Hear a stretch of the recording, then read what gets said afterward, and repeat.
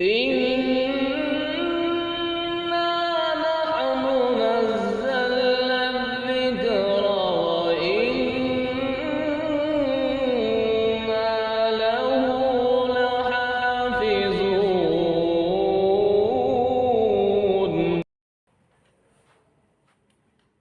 أعوذ بالله من الشيطان الرجيم. بسم الله الرحمن الرحيم.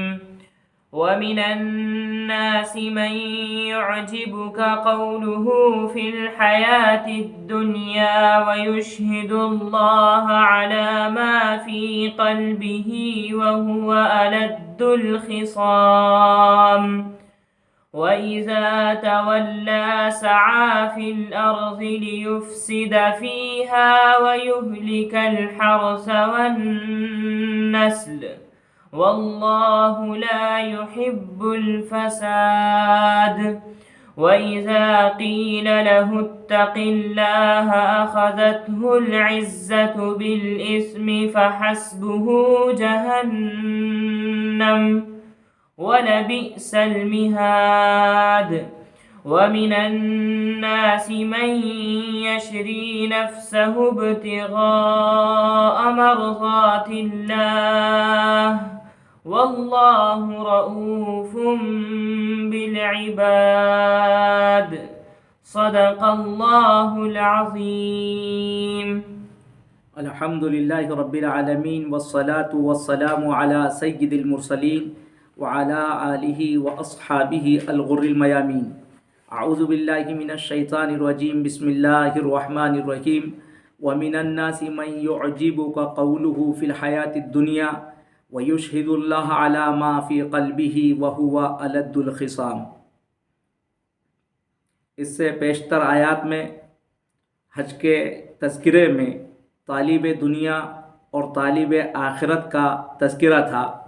ان آیات میں جو ابھی آپ کے سامنے تلاوت کی گئی ہیں ایک منافق اور ایک مومن کا تذکرہ ہے. منافق کی بدکرداری اور مومن کی اطاعت شعاری کو بیان کیا گیا ہے. بلا شبہ منافق دنیاوی امور میں بڑا مشاق ہوتا ہے، وہ بڑا شیریں گفتگو ہوتا ہے، خوب ہنستا ہنساتا ہے، خوب لطیفے بیان کرتا ہے، خوب وفاداری اور محبت کا اظہار کرتا ہے. لیکن جب وہ ہم سے الگ ہوتا ہے تو وہ زہر اگلنے لگتا ہے، جڑیں کاٹنے لگتا ہے اور فساد برپا کرنے کی پوری کوشش کرتا ہے. یہ ایک منافق کا کردار ہوتا ہے. لیکن ایک مومن جو ہوتا ہے وہ اپنی بات میں، اپنے کردار میں سچا ہوتا ہے، دغا باز نہیں ہوتا. وہ اللہ کی ہمہ وقت اطاعت و فرما برداری کرتا ہے. یہاں ان آیات میں خاص طور سے ایک منافق جو حضرت رسول پاک صلی اللہ علیہ وسلم کی خدمت میں آتا تھا اور یہی سب باتیں کرتا تھا، اخنس بن شریق، اس کا تذکرہ ہے. اور پھر یہ آیتیں اپنے اندر عمومیت کا مفہوم رکھتی ہیں، اس لیے ہر وہ منافق جس کی یہ بدکرداری ہوگی وہ اس کے لیے سب وعیدیں ہوں گی جو اس آیت کریمہ کے اندر بیان کی گئی ہے. منافق کی اس بدکرداری سے پردہ اٹھاتے ہوئے یوں کہا گیا وَمِنَ النَّاسِ، لوگوں میں ایک شخص وہ بھی ہے مَن يُعْجِبُكَ قَوْلُهُ فِي الْحَيَاةِ الدُّنْيَا، دنیاوی زندگی کے بارے میں اس کی باتیں تمہیں اچھی لگتی ہیں. وَيُشْهِدُ اللَّهَ عَلَى مَا فِي قَلْبِهِ، وہ جو کچھ اس کے دل میں ہیں اس پر اللہ کو گواہ بناتا ہے. وَهُوَ أَلَدُّ الْخِصَامِ، حالانکہ وہ بڑا جھگڑالو ہے. واقعتاً یہ جو منافق تھا اخنس بن شریق بہت فصیح اور بلیغ زبان استعمال کیا کرتا تھا. جب مسلمانوں کے پاس آتا تو خوب شیریں گفتگو کیا کرتا تھا.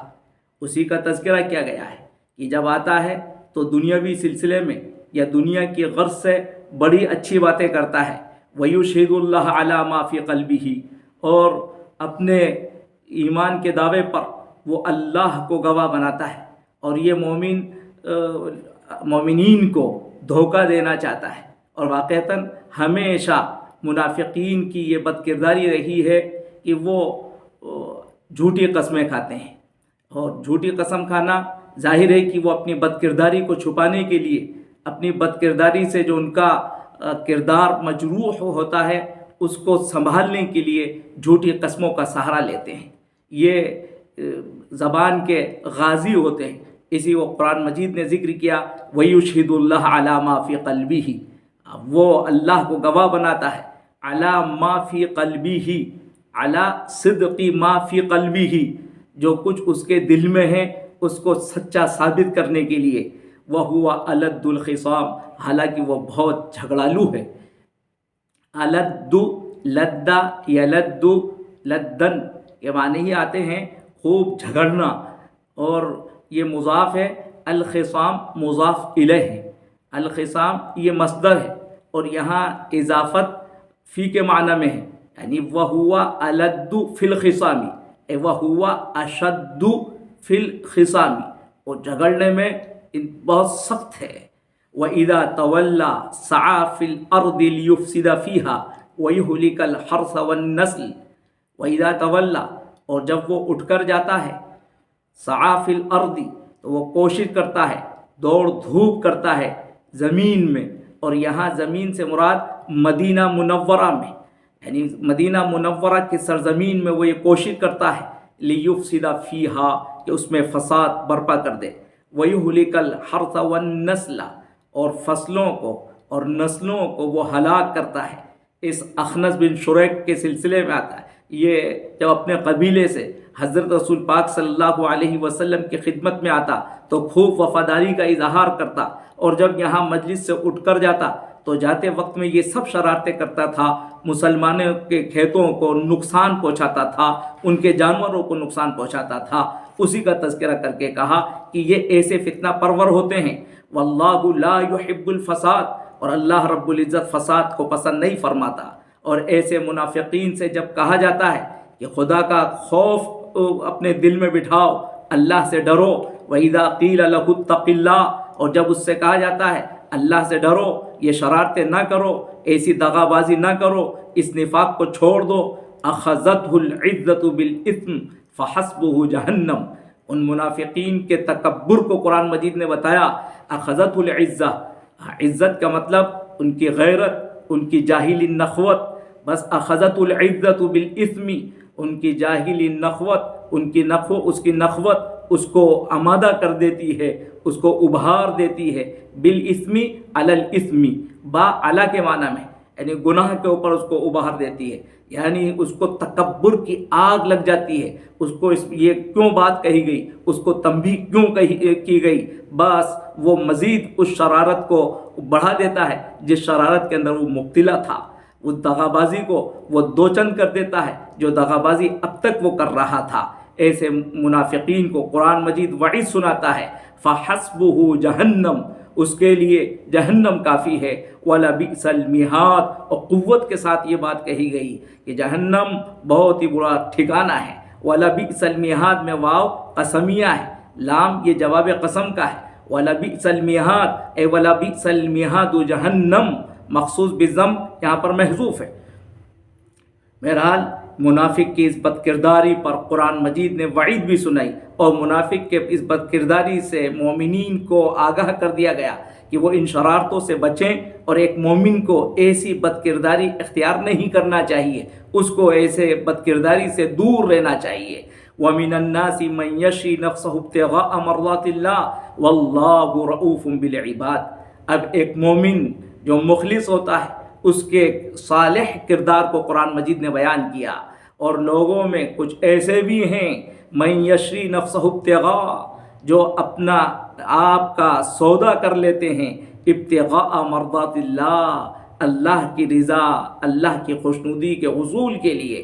واللہ رؤوف بالعباد، اللہ بندوں پر انتہائی شفیق ہے، رحیم ہے۔ یہ آیت کریمہ خاص طور سے جس پس منظر میں اتری ہے وہ حضرت صہیب رومی رضی اللہ تعالی عنہ کے ایمان کا اور ان کے قربانی اور ایثار کا واقعہ ہے۔